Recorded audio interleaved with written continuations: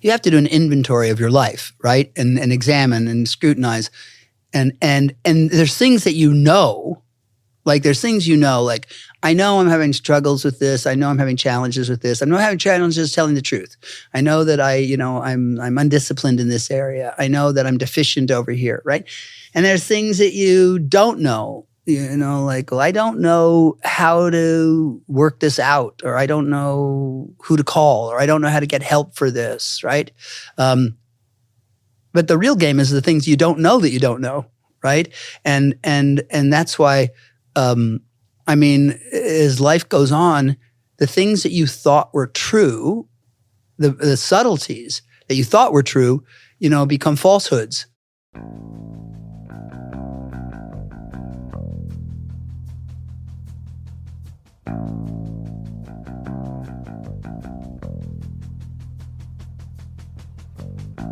As we were opening up the dialogue, one of the things I wanted to give people a feeling for was a sense of, just jumping into like how they're going to get benefit out of their, whether it's a coaching experience that they have, or like whether it's, how they approach their life. Because most people live their life from a set of conclusions. They've concluded something long time ago, and they just live out of those conclusions, right? And so I want to, have a dialogue today just about how do we open up people to something that's not concluded. How do you get them past that? There's lots of things in your work you use. You've got your core series, you've got behavior and essence, you've got a lot of different distinctions about giving people a beginning of a dialogue about how do they come out and,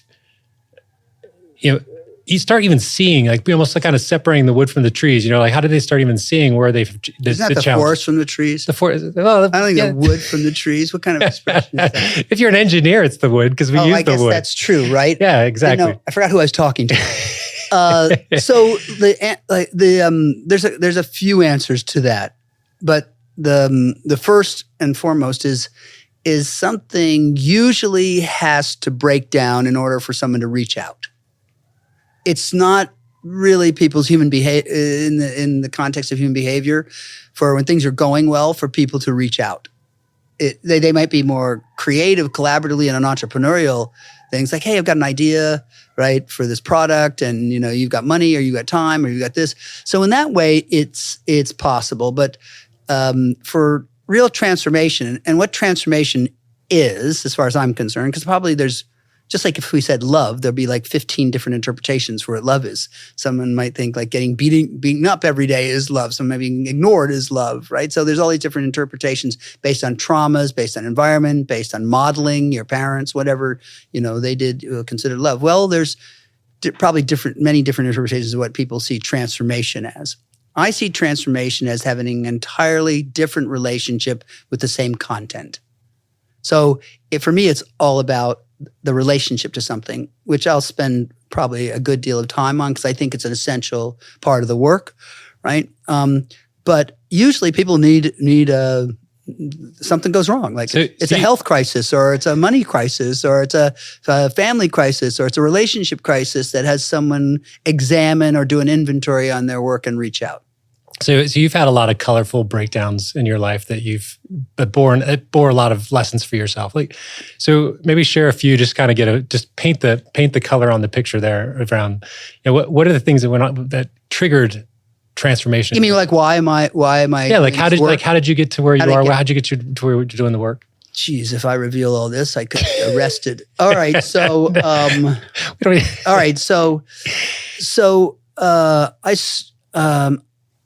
So I had a lot of trauma growing up. I came from a very wealthy New York family, but behind the scenes, which I think is what why a lot of my work is behind the scenes, like what's not being said, what's not being revealed, whether it's in someone's behavior or in their speech, right, or in their actions. You couldn't see the trauma so much in my upbringing because everyone looked perfect. It was wealthy. It looked like something, right? That's why I think Facebook has become so successful. It's just a still photograph, right? Which is not an accurate account of anything, right? It's an accurate account of something, but it's not an accurate account of like your life, right? It doesn't account for what came before it.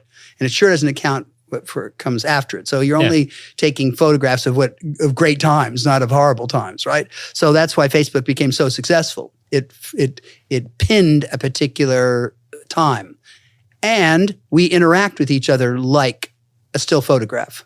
We don't interact with each other as if we're a moving picture, and it's got multidimensional points of view and different things, and that's why when people pin you to like, oh, this is the way you are, this is what's going on, and the culture pins you so fast. I mean, we're such a cancel culture at this point, pins you positively and negatively so fast, like a still photograph. And I consider Facebook, the pioneer of really formalizing that cultural phenomena, right? It's interesting. I mean, it's amazing that it dominates so quickly based on that one criteria, just because it's so built into our human DNA. It's into our human DNA, exactly. Yeah. We don't look each other like, oh, you're 300 pounds, you're always going to be 300 pounds. Oh, you're a loser, you're always going to be a loser. Oh, you're really successful. And I'm always looking at people when they're really successful going, oh, shit, right?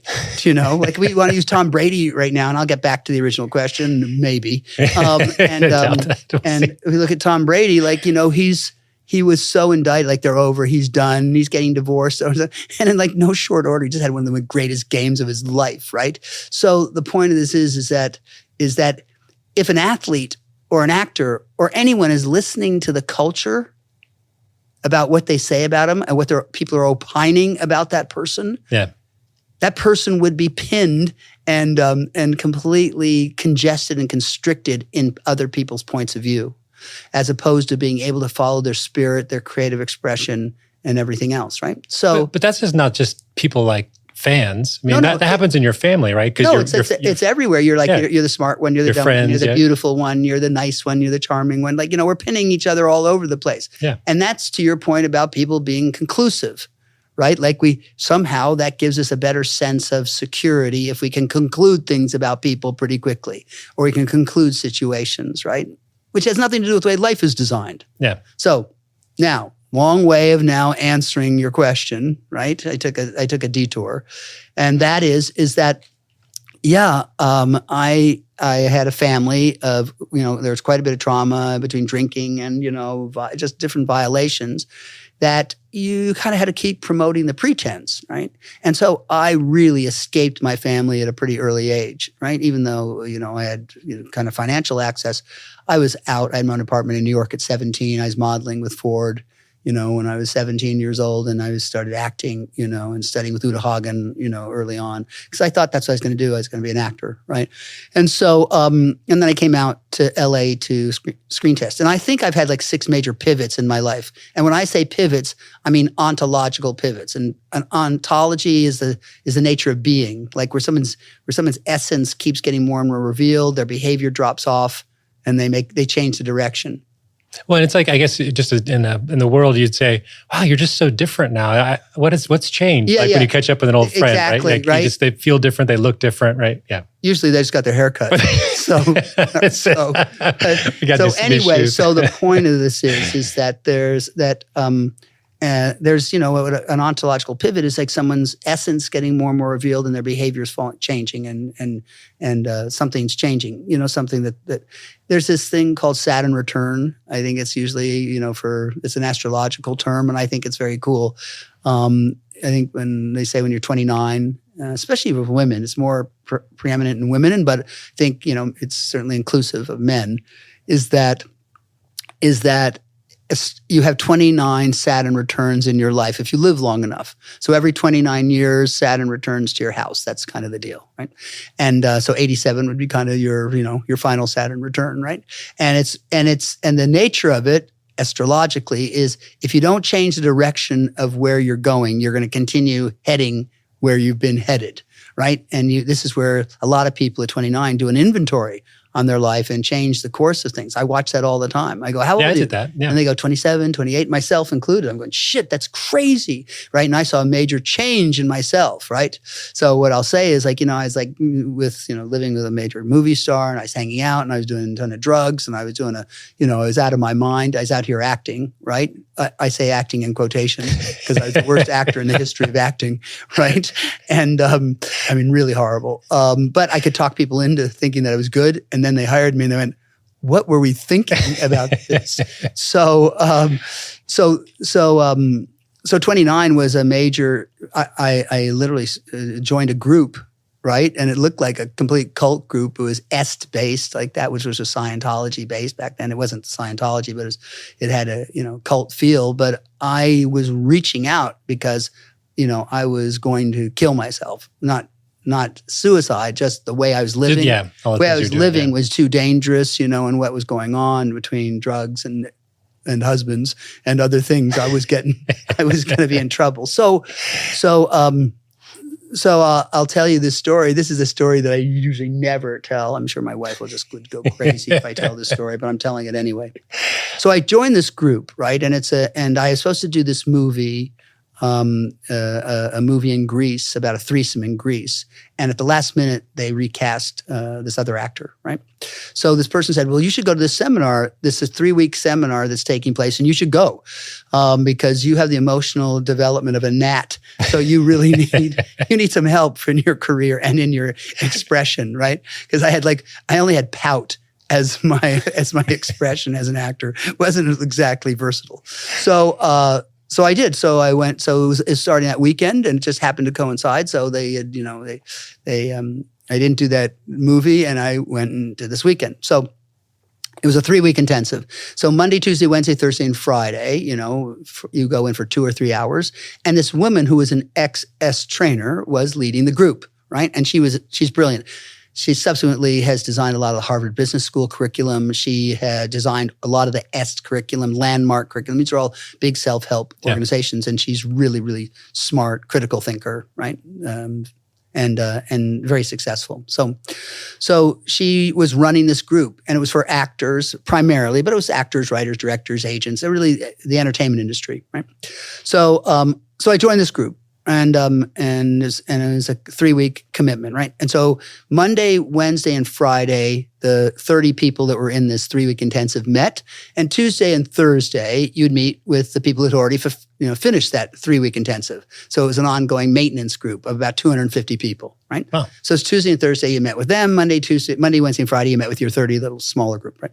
So I'm in this group, and my ex-wife, my second wife, was in the group, right? She became my second wife, right?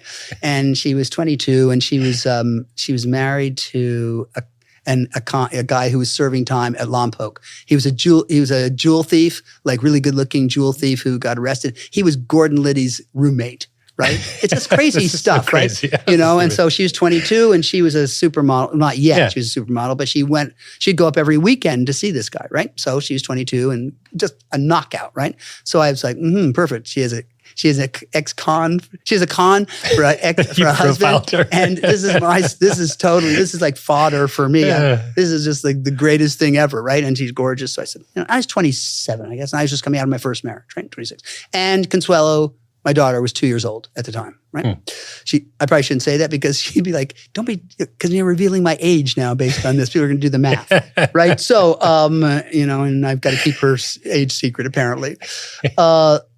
So I go to bed, I have sex, and I'm living with a movie star basically, right? And I mean, not living fully, I still have my apartment, but I went to bed with 11 girls in the court, and everyone was like young, right? We're all young, so I'm calling them girls, not women. That, in the course of 2.5 weeks. Right? Like that's all I was doing. I wasn't acting. And it was of that time, right? This is what I was doing. I was having sex and in order to make the sex better, because I was out of my mind, you make it look like you're in a committed relationship and you're exclusive, right? I was an asshole. So what can I say? A bad actor. Right, yes. That's the only good acting I was doing, that I was pretending that I was committed, right? So Tuesdays and Thursday. So now we're 2.5 weeks into it. Kim, who became my second wife, would have nothing to do with me. She was like dedicated to her ex-husband, and she also you could tell she had opinions about me, right? So I'm like, even bigger challenge. So I stand up in the big group, 250 people, right? This is like 2.5 weeks later, right? And I'm talking about my daughter, who's 2.5 or 2. Right now I'm 27 years old. I look like I'm about 20, right? Or 19. I look like a kid. And I have a kid, which is really unusual, right? So, it's like having a dog on a beach. It's like a puppy. It's like having a dog on a beach. It's like all the, oh my God, he's amazing. And I'm like milking it So the person who's leading, who's this genius, critical thinker, says, are you having out of the blue? Because she knows something's wrong in her space. Like she knows her space really well. And this is what I mean about really great leaders. They know what's happening. They know behind the scenes, and especially someone who's got these kinds of gifts. So she says, are you having sex with anyone in here? While I'm talking about my daughter, I go, what? I said, I'm talking about my daughter right now. I'm sharing about this. She goes, yeah. She goes, I know. I said, I know you're using your daughter in this conversation. I know you're manipulating this conversation. I said, and, that's a whole other conversation. But the question is, are you having sex with anyone? I go, well, I'm not answering that. Right? Now, she goes, well, let me tell you this. You're at a decisive moment in your life right now. And you don't get these decisive moments that often. But here it is. And you could hear a pin drop in the tune. Oh, it's not bad. The way that she measured that, the way she said it, just made it so significant. And this is the decisive moment. You can continue being an asshole, right? Or you can change the course of your life, right? And it's up to you. But I'll tell you what, you're not staying in this fucking place. I'm kicking your ass out of here, right? Regardless, if I don't feel like you're transparent or coming clean about this. So that's the deal. So I'm like, holy shit, who is this? Kill this bitch. Who is she? She's ruining my play. I'm going to kill her. And this is in front of like 30 people, right? No, 250. 250. This is the Tuesday, Thursday. Oh my God. So, and the 10 girls, 10 women, are in there, right? And they're like, oh, good. He's going to talk about me. Right. So stupid. So anyway, I said, yes, I am. She goes, who? I go, oh, no. That is not happening at all. That's not happening. I'm not revealing that. She goes, you don't get to clean up what you want to clean up. You clean up all your mess. You clean it up. Wow. And she goes, either way, I'm going to kick you out if you don't. So that's it. You're going to lose the opportunity. And you'll be walking out on yourself, by the way. You're not walking out on me or this group. And you don't know that. So she was saying shit that I had never heard in my life, right? And especially coming from New York where, it's like, that's why I love the cultural influences, right? Like, self-help and creativity and all that stuff like might come out of California, right? And technology and all that stuff. And then, it gets validated in New York. Right? So self-help wasn't even validated in New York. Like, it's like self-help bad, yoga good. Like New York's doing all the validation, right? California's doing all the creation, right? Then what it is, then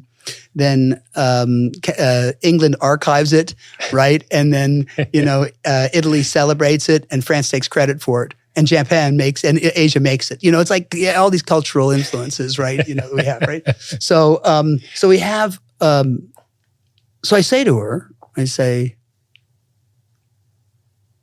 okay. And I go down the line of all these people and reveal that, wow. And I was like the most hated person in the room, obviously, right? And then Kim, right, was like, I knew you were like this. I just knew you were a piece of shit. I just knew it, right?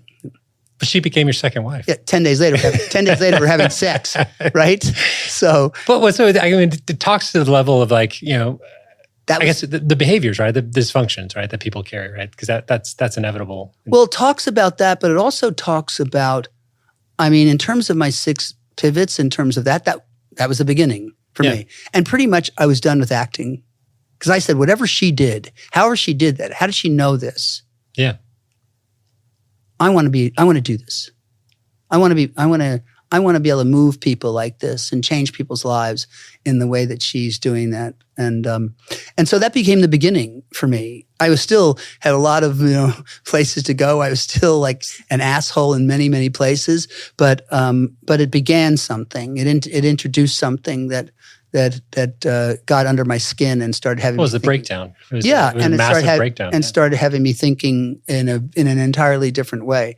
But every major pivot I've had has come in a massive public humiliation, right? I don't know any other way of transforming. That's your process. Right? Yeah, I wish it was like graceful, right? But everyone's got their own kind of karmic workout in terms of how they go through things. But it's always been my commitment to keep finding the light and keep getting, and improving, even in my most, horrific behavior. Well, I mean, it's one of the things I actually love about your storytelling, your coaching, and you talk about how the only way to be graceful through those difficult transitions is to do them ungracefully. Well, it's to know that you have no grace. Or you have no grace. Right? Yeah, that's yeah. Which I think is because it's learned, right? Like you've had to do that many, many times. And then I think if you look at each of those major breakdowns too, I mean, you've gone from probably despising breakdowns to where now you talk about and celebrate them. You're driving for them. Yeah, right? I look at life kind of in three different ways. So it's either educational, creative, or productive. Any other interpretation is really useless. Yeah. So educational is always where the breakdowns are, meaning that's where you discover what you need to do, what you need to work on, what are the strategies and structures that you need to do. And education versus creation, and creation versus production. And then you're back to education. But most people aren't living their life like that. They're living like not getting the education, repeating the same lessons doing the same behaviors over and over again, trying to right themselves rather than learn something, get back to something rather than go forward to something, and it's just kind of the nature of the human design that that those three interpretations really are, if you lock into those things, it's either educational, creative, or productive, and they move. I mean, education, as I said, they move from one to another. Education moves to creation, and creation moves to production. And then you're at the bottom of the mountain again with an education. That's the nature of it. Well, most people try and jump to production. Yeah. Well, they bypass creation. They bypass. And it's kind of like building a house, just buying art. Now, there are people who can buy a Picasso and then build the entire house around it. That is a way of building the house. But the way of building a house is the foundation and framing of the house, right? And the roof and all that stuff. And then, buying art and furniture and design and paint, is kind of the last thing, right? And but people just, you said, you started this whole thing with that people go to conclusions, right? And that's similar to going conclusions as buying art rather than, laying in the foundation. I understand the foundation is not sexy. I mean, unless it's architectural concrete, which is kind of sexy unto itself, right? But for the most part, the foundation isn't the sexy part of like the house, right? Well, and that's why the prep work is everything. And I don't care what it is, if it's teeing up, volleyball, teeing up the ball, right? It's not the person who spikes it, it's the person who teed it up perfectly, right? So it's all preparation, it's all foundation, it's all development, it's all education as far as I'm concerned, right? And you got to be really excited about that, right? You got to really embrace that. The other piece I really liked, truth. You came to a truth, a moment of truth when she asked you in that room, are you sleeping with are you sleeping with people in here? Right. And you had a decisive moment, as you called it, that you have to basically reveal the truth. And one of the things you've talked about is... Yeah, because I was a chronic liar. So yeah. So that was like a complete intervention. But truth is essential. You're starting with truth. You have to, I look at, where people lie about their life or they're trying to be something and they're not, and starting with that truth is probably the hardest part of the work and communicating and building a relationship with that truth. You have to do you don't have to, but you have to do an inventory of your life, right? And examine and scrutinize. And there's things that like I know I'm having struggles with this. I know I'm having challenges with this. I know I'm having challenges telling the truth. I know that I'm undisciplined in this area. I know that I'm deficient over here, right? And there's things that you don't know. I don't know how to work this out, or I don't know who to call, or I don't know how to get help for this, right? But the real game is the things you don't know that you don't know, right? And that's why, as life goes on, the things that you thought were true, the subtleties that you thought were true, become falsehoods. right? Oh, that's not true. Something else becomes true. So, I thought that that I was being really logical in this area. I was certain that I was making sense in this area. That was a truth for me, right? Like you be in your relationship, and then you realize, no, I was threatened and I'm anxious, and that only you know that after the fact. Like I didn't even know that I didn't know that I was anxious, right? Yeah. And so some people might think, no, I have a huge temper and that's part of my passion. Well, that's what you think your truth is today. But we go down the road and we go, no, there's some deficiency and there's some defaults there that aren't effective and aren't working, right? And then you realize, oh, I see, that's a behavior that's been learned. That's not the truth of something. It's been a truth that's been habitualized, right? But I can have something to say about like, oh, that's not really the whole truth of the way that I am, right? So understanding that evolution and development is always really whatever you thought was true maybe yesterday, becomes false tomorrow, and what's true, what's false becomes true tomorrow. So you're constantly opening up and examining those things, and I'm always looking for people to get more to their essence, more to the truth of who they really are. So it's almost like paring away, as opposed to putting more on, which is the culture, getting more.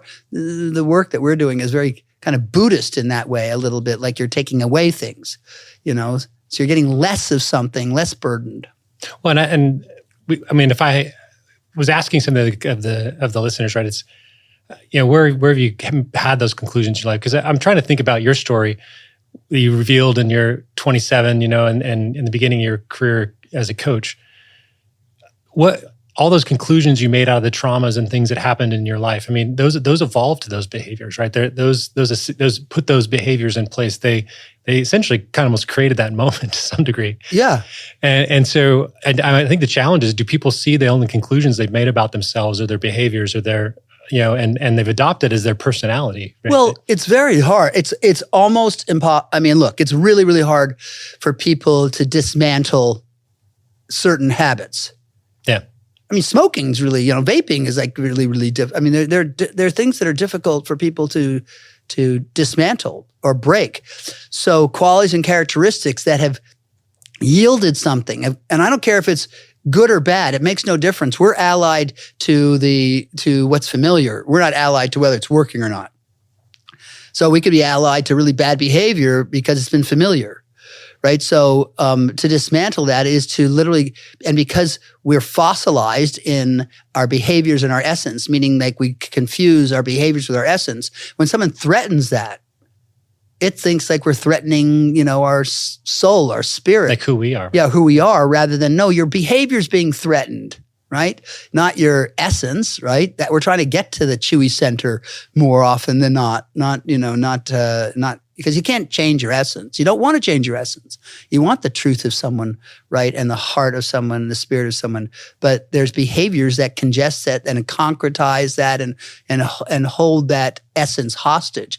And so that's what you're talking about over time, is that familiar habit that becomes well-worn and so dismantling that is not easy. As I said, it usually takes, you asked, that was your initial question, what do we do with people who are conclusive about their lives, is usually it has to be a health crisis, has to be a financial crisis, has to be some sort of relational crisis or family crisis for someone to take an action and reach out. Yeah. Hey, look, we came all the way around. It's like stand-up comedy where the comedy comes all the way back to the fucking show. And see what I did there? I love when I get comedy goes, and see how I did that right there? Yeah, okay, great. Well, hey, you should end it right here. I know. So look, I mean. Hey, don't you know about bold entrances and graceful exits? This was totally ungraceful. This We want a graceful exit in this thing. Like, my God. Where is the door? Ask Tanisha if she would want this to end here. No, but like the conclusions that we draw out of our lives, they do play out, and they end up in upsets. They end up in the way that we. So you're just not going to take that coaching. Okay, let's leave it. So you're just not going to. Just say it. I'm not going to. I'm not going to take the coaching. Okay. I'm not going to stop here. Okay. I'm going to keep going. Okay. All right, go ahead. All right, let's go ahead and end now. Jesus. But the truth is essential. But I love the conversation, and we'll pick up next time on going a bit more into identities, because where we conclude about our lives, like what's been concluded by our traumas, the things that have happened to us, the things that have pushed us into the way we live our lives, right? Because like you said, like a still photograph, we kind of get glued into these ways and habits we live our lives in. And a lot of times we don't even see the difference between our behavior and our essence. You know, what is true of somebody. Mostly not. And the conflating the two, the confusion of the two is where people have all the issues, right? That's where people really struggle to pull apart themselves from their behaviors and all to be able to start changing their behaviors to affect their life. But it comes from what they've concluded about life, about how that's helped them, how that's aided them, why those behaviors are so important for them to survive.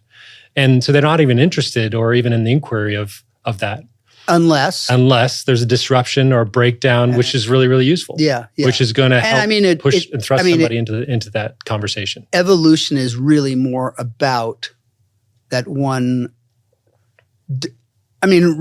True kind of evolution is that I'm reaching out and creating before, something falls apart or something goes awry. Right. And that, that's really what you're wanting people to have. Yeah, but that's really hard to do. That's really hard to do. That's really, really I mean, I'm mostly inheriting problems. I mean, when people come to me in their relationship, as they're getting burned down and, like a huge amount of like alimony and child support or settlements, whatever it is. And they go, you should have come to me like 2 years ago. Right. Where we could have done something about this, but now we're inheriting something. And so I've got to work on how to diffuse this, it's a different context. And someone goes, we're having problems now. And prophylactically, can we look and see, where we could go or how we could do this differently? But that's unusual. Yeah. And I would just say that every problem is that opportunity, that decisive moment for someone to go ahead and take action to learn and grow and change, right? Without that problem being there, without them, the opportunity to learn, you're just going to go on with your life as you normally do in your habits that you live. So hopefully, through this dialogue, I'm finding I want to leave people with, when there's a problem, it's a good thing. And if you're stepping into your problems to learn and grow and explore those problems, that's your best opportunity of changing your life. Yes, and I also just want to include that most people, this is a whole other interpretation, that the more you try and solve a problem, the more you affirm the problem you have. And that is where we should leave it. So, and then talk about what does that mean and what does that look like? So let's talk about that. That's a cryptic conversation. Let's talk about that next. There's a lot to unpack in that around identities and about how people actually change their lives when they would have problems. Yeah. And we're gonna have to pick that up in the next Yeah, because that is a really radical concept to someone. So, you're saying that the more I try and solve something, the more I affirm the problem. So what do I do? Mm-hmm. That's the question. Excellent. Well, we'll take a pause here and we'll pick it up in the next episode. Okay.